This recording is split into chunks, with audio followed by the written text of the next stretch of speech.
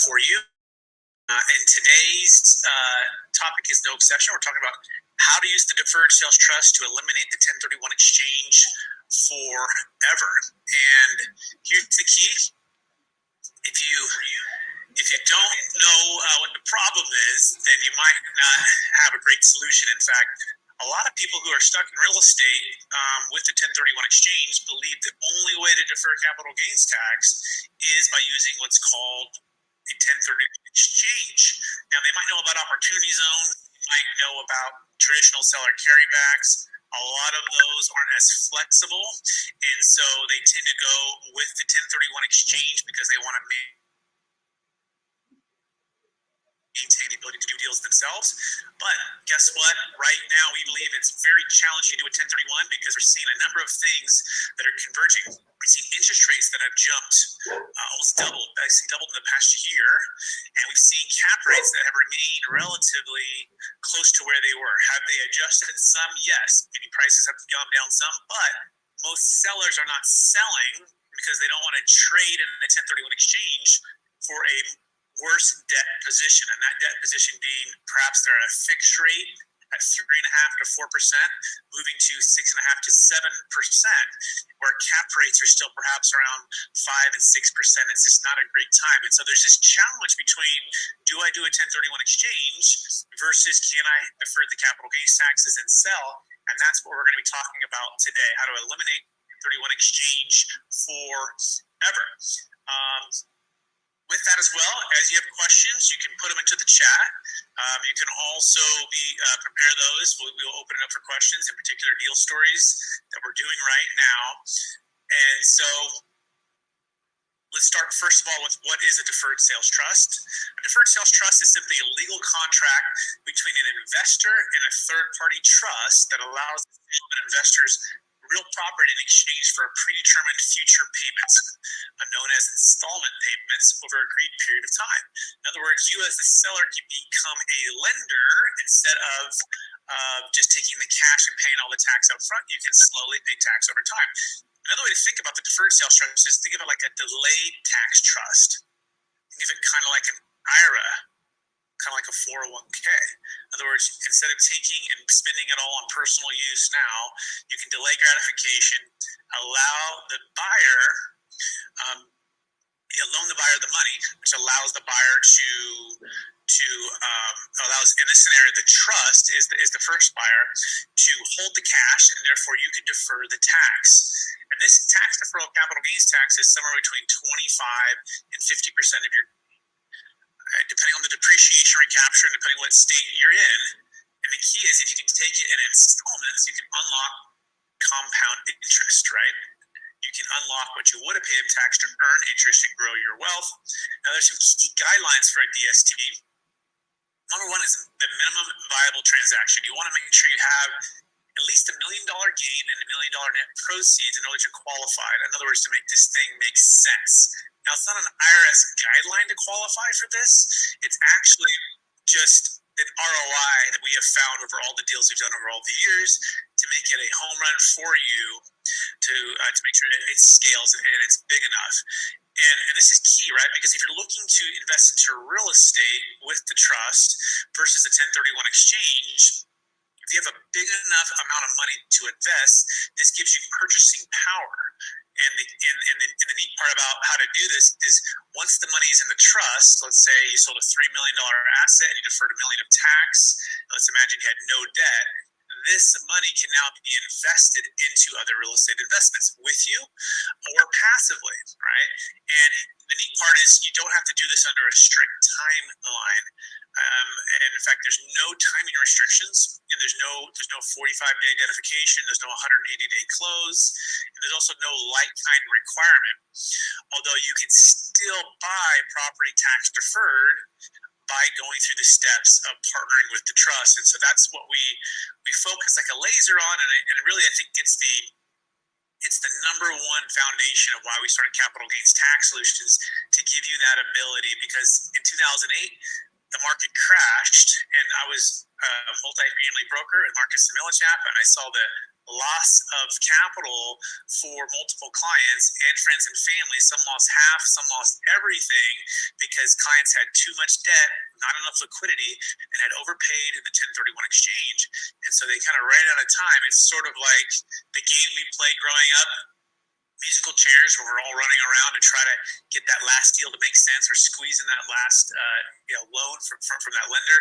Well, when all that stopped, it became a big challenge, and those left with too much debt, not enough liquidity or diversification, ended up losing, right, or having to grind their way out of it over the next 5 years. So the deferred sales trust eliminates the need for the 1031 exchange because you do not have to put yourself in that poor position, and that's an advantage over the 1031, right? Is timing.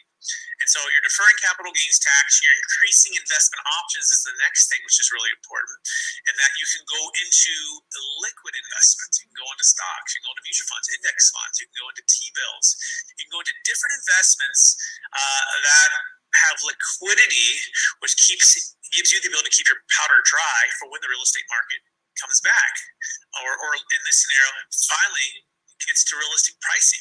Because guess what? In 2008, the market took about 3 years to get the bottom of the real estate market. In fact, the stock market tends to kind of show where things are going, and the real estate market tends to lag where things have been. So we've seen, even in this year, an increase, I think, of over about 20% of the overall stock market, which means, and the real estate market is maybe still shifting a bit here. We do think that real estate in the next 6 to 12 months is the best buying window if you kind of follow what happened in the 08 crash. Not that we think the 08 crash is happening again right now, but there's some key things with interest rates and how long it takes real estate to finally shift. It's kind of like a big ship that's moving versus the stock market, which, because it's liquid and it can move quickly, those tend to change faster. But now that we're seeing the rise of maybe perhaps the stock market, we think we're going to see the correction even more so in real estate. And that's an advantage for you to use the DST, to not have to do a 1031, to sell high, defer tax, wait on the sidelines, maybe even ride the stock market wave back up some, and then be in a position to buy real estate when it makes sense. Because guess what? You can trade +3, typically exit out of investments that are in securities, put them into an LLC to partner with the trust, and go buy more real estate. And so that are two of the reasons that you have an advantage over the 1031, and this is kind of how you would go back into the trust. I'm going to open up for some questions and bring in some of our strategic alliances. We have Jake Miller, Jake Carpenter. We have Mike on as well. Jake Miller, start with you. How are we doing today, sir? Doing wonderful, Brett. Thanks for always having us, and for the great introduction as to what the deferred sales trust is. I think that's always good to open with. A lot of people come here for the first time, and the deferred sales trust is a little bit of a mystery. So understanding what it can do and what it's for is definitely an integral part of these meetings. Absolutely. And what would you say is the number one, secret, Jake, to how the deferred sales trust can eliminate the 1031 exchange, in your words? Simply put, you're not taking constructive receipt today, so you don't owe taxes today. What the deferred sales trust does is it just steps between you and the buyer of whatever assets being sold, and it collects the proceeds by which you don't take a constructive receipt of, and therefore you don't owe taxes. Excellent. And if you want to go back into real estate, because if you're doing 1031s, you typically want to be in real estate. You just want to be in a good time. What's the simplest way to think about how you won't have to use a 1031 again, and what that might look like if you partner with the trust? Absolutely. So without using the 1031, you are not subject to the 45 days or the 180 days. You're not subject to all of these time frames, and you're not subject to like-kind rules. And so you can come out of perhaps a eminent domain property proceeds, which is a deal on the table right now with Jake Carpenter, and you can go into another real estate deal or a portfolio of real estate deals. It doesn't have to be like-kind in nature, but you can sell that thing and do it in the name of the trust so that it's arm's length and you don't take constructive receipt, and then go buy the other thing without having to chop up the proceeds for taxing agencies. Fantastic. Actually, I'm going to bring in Jake Carpenter because we'll talk about a deal that we closed recently. It was over a $10 million mobile home park portfolio for a client of Jake Carpenter's out of Idaho. And Jake, talk about the ability to not have to do the 1031 for your client, now our client to a capital gains tax solutions, and how the deferred sales trust has helped him to eliminate the 1031 exchange, perhaps forever. Yeah, that's a powerful thing to discuss because I was just on a conversation call with someone yesterday, and I happened to throw in not only just the 1031, how it can eliminate the need for 1031 exchange in the future, but it also defers taxes on more than just real estate. It's Bitcoin, individual stocks, any highly appreciated asset, could be even a collector car portfolio. And so I'm going to throw that out there really quick. And then going back to the 1031 exchange is, he wanted to hit pause for a few years. He didn't want to sell and then scramble to figure out where in the world he's going to have to park this money in 45 days, because you have to decide in 45 days. And then have to get it closed in 180 days. And he didn't want to go necessarily right back into parks. He didn't want to deal with trash, toilets, tenants, and liability. So he wanted to go on the sideline and some passive stuff. And the cool thing about this, if you're listening, is a lot of these professionals here, these strategic partners from Micah, Jake Miller, Brett Swartz, myself, we worked collectively on that deal. That wasn't, it was primarily a Brett Swartz and Jake Carpenter deal, but all of these professionals can team up. It's kind of like the Justice League, all the superheroes can team up, depending on the size and the details that are playing into this specific situation that we're dealing with. We've got a really, really high-powered, well-versed team of professionals here that can work together to make this thing, to make your 1031 exchanges obsolete, give you much more flexibility, better timing. You can diversify both in geography and in asset class, from stock market to real estate. You can time things better. You can partner up with your trust and become active later on, and still use those proceeds tax deferred to pick up opportunities in real estate that you can then work on yourself. So powerful. Absolutely, Jake. I can say maybe we're like the A-team, right? We want to bring the best force of expertise and niche focus so that you can have a team to help you grow your wealth. Now, you also might be an entrepreneur person who knows how to grow wealth. Great. Then we can also be the cheering squad on the sidelines, right? Cheering you on. Sometimes we are the offensive lineman making some holes. Sometimes we're the running back running with the ball. Sometimes we are the offensive coordinator looking over. If you're looking at football is coming up. I'm a big 49er fan. The 49ers, I think it's our year. I'm believing that it's our year. And Purdy's back with his arm. It's looking good. That's a little side note there. But yes, the deferred sales trust can eliminate the 1031 exchange and give you back deferring capital gains tax, investment options. Also, it can save a failing 1031 exchange. We want to encourage you to go to capitalgainstaxsolutions.com as well, regardless if the deferred sales trust is your number one option, because we can rescue a failed 1031. We want to make sure you have that backup plan, but you want to make sure you're working with us to make sure everything is properly in place just in case. So go to capitalgainstaxsolutions.com in case you missed your deadline and you're looking for a way to defer that tax instead of taking that lump sum payment up front and paying the tax.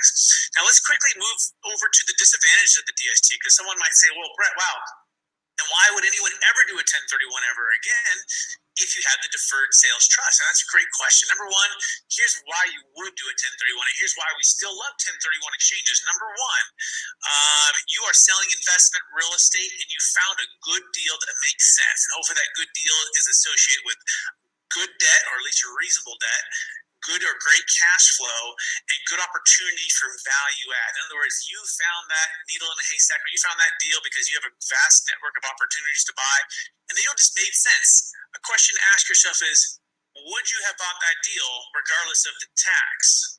And if the answer is yes, I would have, then that's a great time to 1031, because 1031s are less expensive, definitely less complexity, and if you have it all lined up and you can close on time, Wow, they're fantastic. You're going to maintain what's called a stepped up basis, which is great.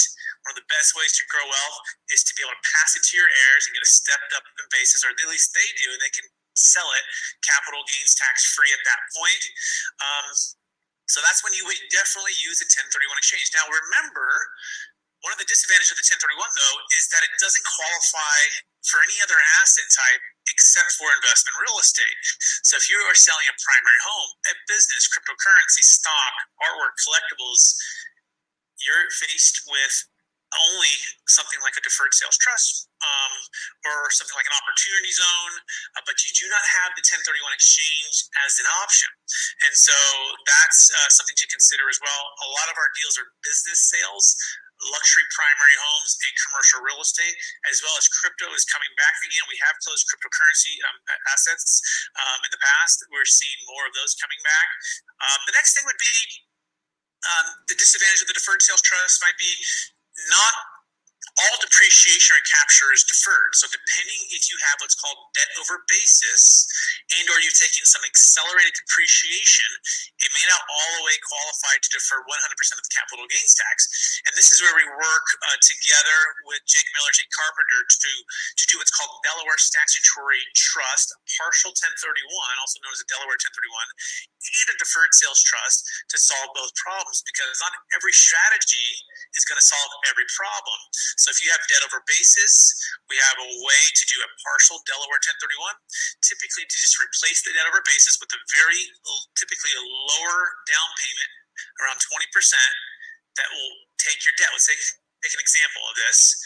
In fact, the deal we did with Jake Carpenter or his client, he did have some debt over basis. I think it was somewhere around $500,000 or $600,000. So he had to replace about $500,000 or $600,000 of debt over basis, but he was able to put about a 20% down payment, let's call it $150,000 of equity to replace that debt. And that debt was not in his name; it was with a third party. He took a small interest into a portfolio of a few properties, and that allowed him to have the debt replacement, which then freed up the rest of the capital to be into the deferred sales trust, which was his ultimate goal, is to be debt free, to be passive, at least for right now, and as tax efficient as you can be. And so that is the value of the deferred sales trust, coupled with the Delaware statutory trust, and knowing that not every option is going to solve every problem, but combined, typically we can make an amazing outcome for you. If you want to learn more right now, you go to capitalgainstaxsolutions.com. I do want to open it up for questions or comments from any of the amazing guests that are with us today. We've got a few. If you have any questions, go ahead and put it in the chat. But in the meantime, Jake Carpenter, let's talk a little bit about, when somebody might want to be doing this, some of the timing aspects of it to keep in mind. When do we want to be talking and strategizing and planning? Is it ever too early to start strategizing and planning? That's a good question. It really isn't ever a bad time to start earlier rather than later. We've got some folks that we've met with recently that they have nothing under contract. They've got a few offers that have woke them up and basically said, hey, these things may be worth, these assets may be worth a lot more than we think they are, and we're getting offers in the area of where we're thinking about really selling them. So you can never start too early. The due diligence process is very, very important. We want to make sure you pull in your CPA, your attorney, your real estate broker, anyone that's involved in the decision-making process, because you don't know what you don't know. And the other professionals on your team can sometimes ask questions that bring aspects out that need to be considered for you to make a decision. And so it's really important that we bring those professionals in. We go through and do a thorough due diligence process to just make sure it is the right strategy for you. Fantastic. Mike, I want to bring you in here. Talk about just how flexible the investment options are and how kind of creative you can get with things even that maybe someone might not be thinking about, like maybe a business venture or an entrepreneur venture. and some alternative investments outside of even real estate, particularly, or outside of just the stock market. Right. Yeah. It's really flexible in the fact that, just like you were saying, you don't have to be in like kind the way that you do with the 1031. If you're wanting to, if you have a best friend that has a business and you want to invest in their business and you want to help them succeed, this gives you that flexibility to do so. If you're wanting to dabble in the stock market, maybe you've only been in real estate and you've never been able to experience the stock market. Maybe you want to try crypto. Maybe you want to try alternative investments where you haven't been able to be a qualified candidate to do that in the past. It really opens up your doors as far as investments go. Now, I didn't want to interrupt you before, but it's really neat as well where you have flexibility when you might have a couple of sales on the horizon. Maybe you have a couple of businesses that you've developed and you want to sell both of those businesses, but they're not going to close at the same time, or you have property that you're selling, and it's really flexible in that way that you can have them kind of trickle in. So I think that's a great point. Jake Miller, talk about maybe a current investment opportunity that might be a little bit more outside the box, but providing even better returns, or a sample of that. If you want to just mention, some of the creative, amazing. By the way, Jake Miller is a certified financial planner, and he's also very entrepreneurial, which is a great mix. Jake Carpenter is an investment advisor and also creative with real estate. So it's great to have that diversification within thought and investment opportunities. But Jake, want to mention anything that you have going on right now? Yeah. So when people talk about biggest returns, sometimes the biggest returns you can receive are essentially from tax savings. That sounds interesting, right?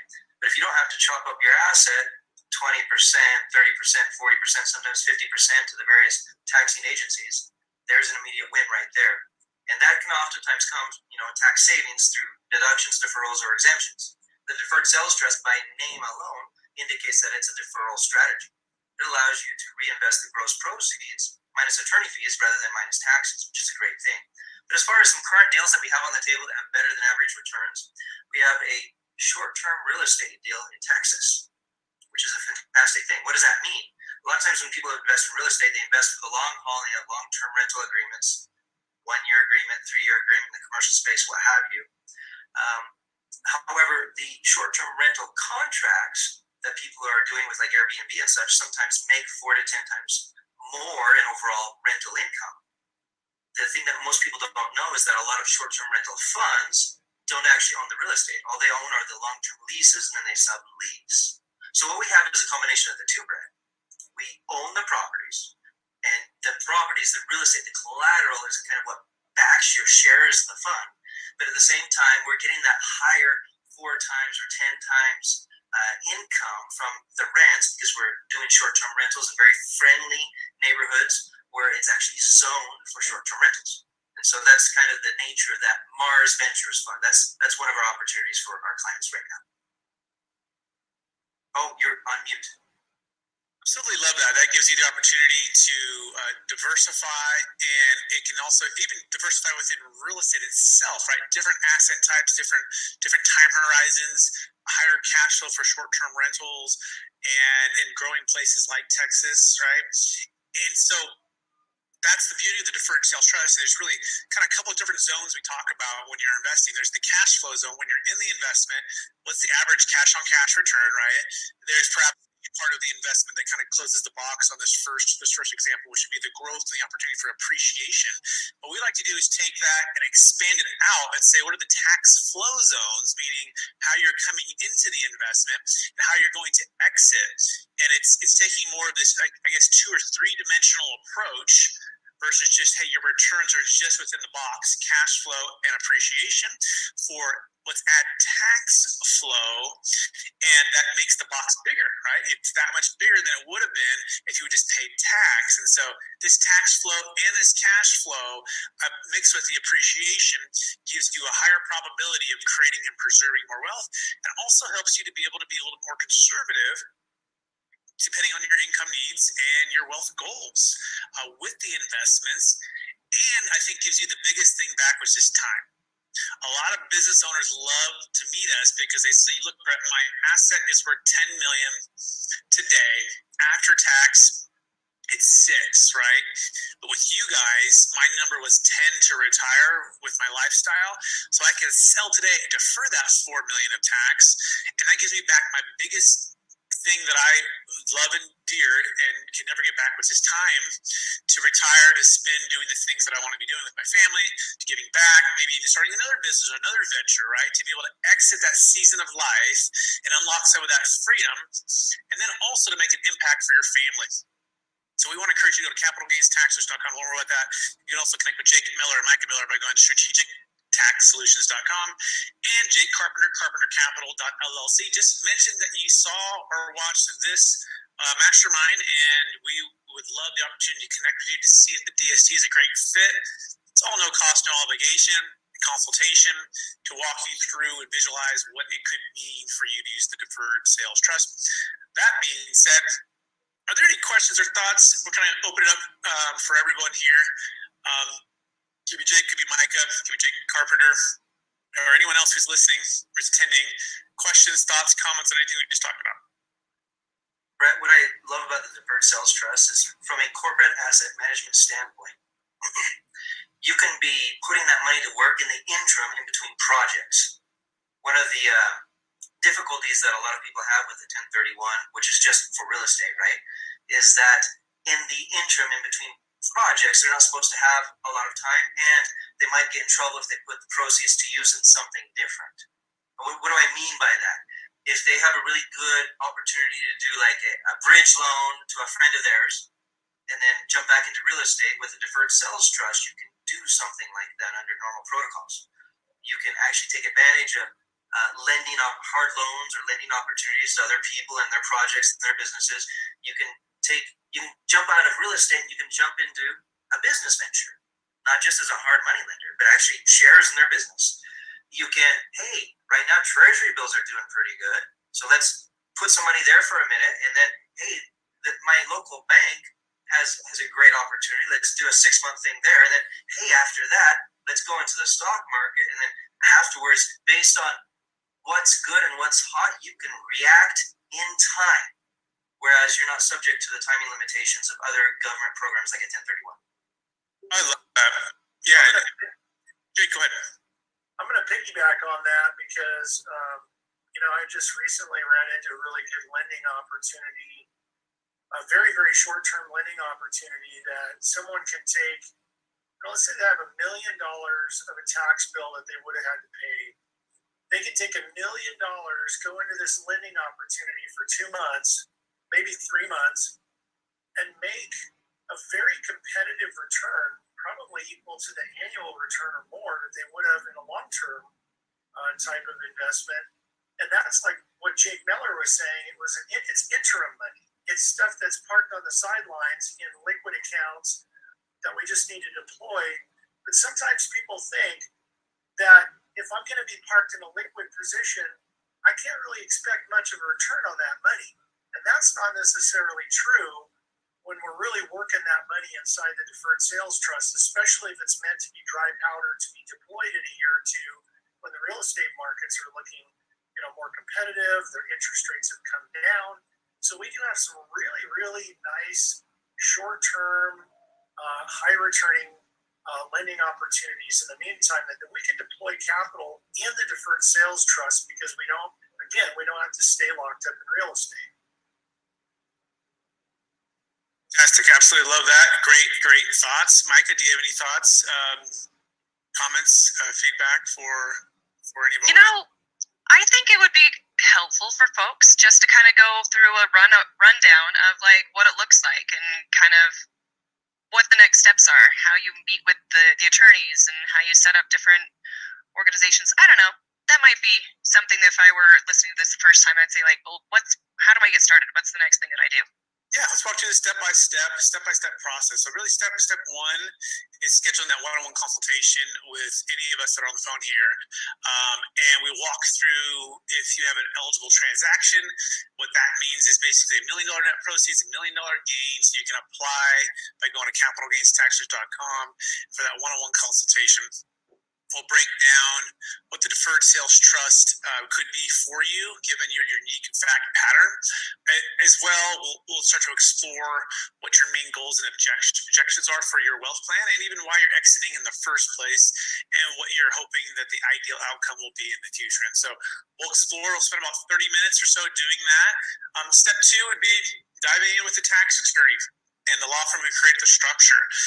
They provide a lifetime audit defense. This is still a no cost, no obligation consultation with us and with them, where we'll dive a little bit deeper and maybe even do a little bit more of an x-ray or an MRI of your actual sale, how you own the asset, LLC, S Corp, C Corp, partnership, how much debt versus the adjusted basis. It would be great for you to come to the table with, close to the adjusted basis and the debt, and of course the sales price.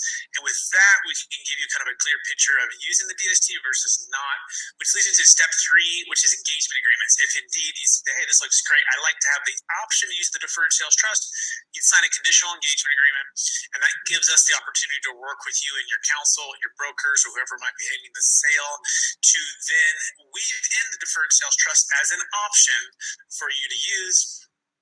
As well, it gives us an opportunity to open up the bank accounts, the investment accounts, and get everything prepared and be ready for close. Now you might be running, wow, that's a whole lot of work. Am I coming out of a lot of pocket? I don't know how my property is going to sell, my business is going to sell. No, all of that's no cost, no obligation. We just get everything ready for you for any reason. If you didn't want to use the trust, or your deal just falls apart for some reason, you're not paying anything unless it closes and you use the trust.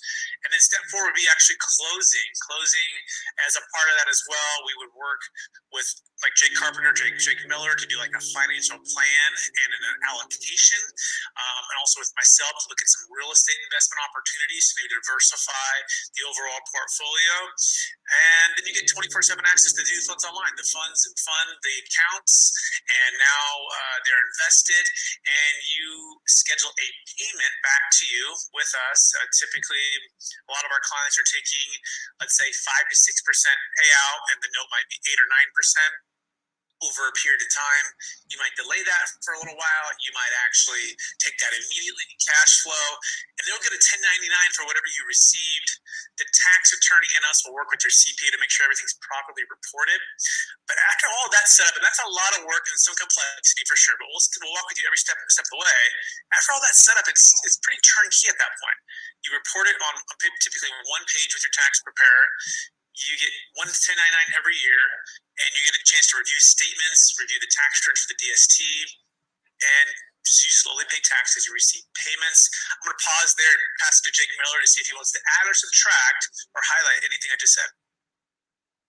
At the end of the day, you've got a team of professionals here to help guide you and your closest advisors through the process from A all the way down to Z. And a question we commonly get, Brad, what happens after the sale? Well, in lack of better terms, we've just gotten married, so to speak, in the sense that we're here with you till the end. And what does that mean? That means that we're not just here until the deal closes. We're here to help you with the service and the maintenance and the ongoing everything in regards to the trust, along with your other advisors. We work well with other professionals, and we make sure that everybody knows exactly what all of their options are. And I want to say that Brad, with his client portal and everything else, communication is key and incredibly important. And amongst all trustees that are out there, Brad is perhaps one of the best at making sure that clients are in the know and in communication. Awesome. Thanks so much, Jake. Appreciate that. What else? Anyone else? Thoughts or questions? Yeah, I think it's important to if you're listening to this, to realize that the clients and the transactions that the professionals on this call that we interact with, they already have their high net worth. They're very, very successful. They have their own CPAs, financial planners, attorneys. We are not trying to compete with your financial planner. So we are not trying to take that role on. We are working in the Deferred Sales Trust. We're working together. We're working alongside of your financial planners, CPAs, attorneys, real estate professionals. So again, we're not trying to replace anyone that's on your existing team. We're trying to increase or be a part of your team and work alongside of them. Absolutely, but sometimes people do hire us after they spend time with us, and also to that point, sometimes the team that helped you get from 0 to 1 million, or 1 million to 10, or 10 to 50, are not necessarily the same team to take you to the next season of invested. But most of the time, we add to the team, right? So it's not even a replacement; it's just an additional team member to help you with all of these things. So if you want to take action and to get started today, go to capitalgainstaxsolutions.com or strategictaxsolutions.com or Carpenter Capital LLC. You might be wondering, oh, there's so many places to go. Yes, because we're separate entities, Jake Carpenter, Jake Miller, and myself. And that's actually part of the integrity and the transparency with the Deferred Sales Trust, is that you do have these professionals that are in each of their niche specialties to help overlook and see and encourage and hold each other accountable and have transparency, along with the tax preparer for the DST Trust tax return, along with the tax attorney in a firm who sets up the trust and provides the legal defense. We actually think that's a good thing, right? Because each of us has our focus to serve you as the client. You know what? I think we covered quite a bit here. Micah, Jake, or Jake, anything else, or we want to just call that a Friday and wish everyone well? I think we're good. The only last thing that you could do, Brett, is mention you've got a book out there somewhere. It's true, and by the way, DJ Miller is in that book. He is one of the most fantastic chapters he has in the book. It's called Building a Capital Gains Tax Exit Plan. In fact, for a little bonus here, since we have maybe a little bit of time, let's just read a little bit of the wisdom from the Jake Miller as it pertains to the Deferred Sales Trust. I think you are chapter 3, my friend. Chapter 5. Chapter 5, okay. That's good that you know that. That means he actually has read the book. By the way, there is a couple books coming your and Micah's way, FYI. And so let's just say that there's this part here that says, he says, I can tell you that not any tax strategy is the right strategy for everyone. For example, for the Deferred Sales Trust, we like to have each person, married couple, to have at least $1 million in some kind of taxable transaction where there's a highly appreciated asset that's been sold or turned over. But that being said, it obviously works, and it's a lot easier to explain when we're talking bigger dollars for those people. And that goes into the exact part that we make sure the dollar amount's big enough, so that, in other words, make sure that the pain's big enough to go through the complexities of setting this up and the cost, right? And so there might be people who are going to receive stock options. It works for stock options, and maybe they haven't taken complete control over those options yet, which means we can set it up in time. He goes into more detail about, essentially the story for how he discovered the Deferred Sales Trust and how the Deferred Sales Trust is a game changer. So you can check that out by going to capitalgainstaxsolutions.com or Amazon to get the book. And we also have the Captain Harrington from Shark Tank in the book too, which is pretty cool. So we're proud of the book. Appreciate, Jake, the shout out and the encouragement there. That being said, take action, share this with somebody. Please rate, review, subscribe to the YouTube channel. Check out the podcast as well. And we will look forward to the opportunity to working with you or one of your clients. Thanks so much. Jake Miller, Micah, you can find them by going to Carpenter Capital LLC for Jake Carpenter, and then Micah and Jake Miller by going to strategictaxsolutions.com. We appreciate everybody, and we'll talk to you again next week. Bye, everybody.